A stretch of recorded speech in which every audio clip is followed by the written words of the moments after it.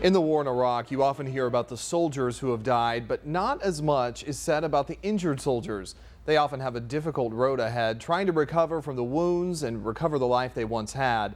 Now a Kansas man is trying to help them. John Ferguson of McPherson is joining us today to kind of talk about it. It's really an interesting idea, but first of all, let's start with, where did the inspiration for this come from? The inspiration is a former commander of mine, Lieutenant Colonel Tim Maxwell. I'm one of his original Marines. That was back in Desert Storm. We kind of went our separate ways, and then in 2004, he was actually injured by a mortar attack, which left some shrapnel in his brain and pretty much left him to where he has to survive on medications, just to maintain a normal livelihood. And he is actually the man that developed the Wounded Warriors Regiment.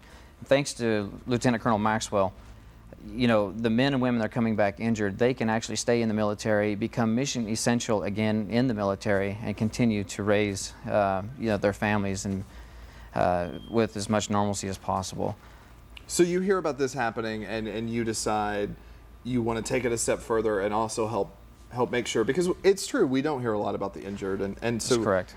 Tell us about what you're trying to do. Well, Lieutenant Colonel Maxwell being the inspiration, and all the other men and women that have been injured, his mission in life is, which he conveyed to me, was to go and spread awareness around the United States to say, you know what, these men and women, yes, we understand they're getting injured, but when they get home, that's when the real fight for them begins, and that's where I want to help him as a loyal Marine and an American citizen.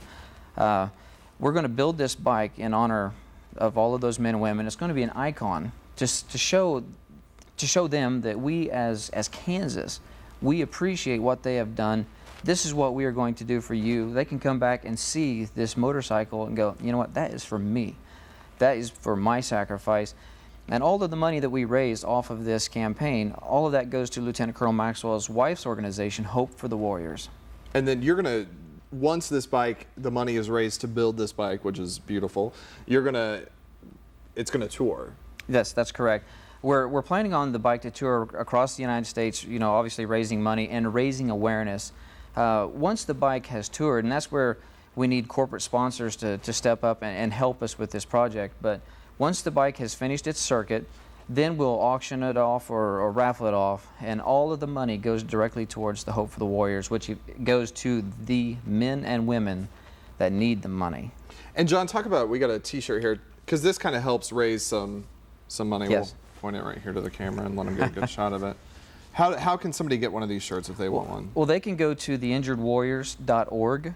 Again, that's injuredwarriors.org, or send me an email at john@injuredwarriors.org and take a look at the t-shirt.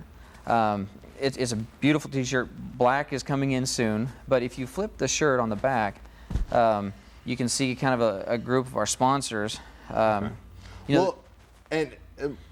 I know you gave out the website just a minute ago, but if people didn't get a chance to get that, we of course have that on KSN.com. Just click on news links to get that.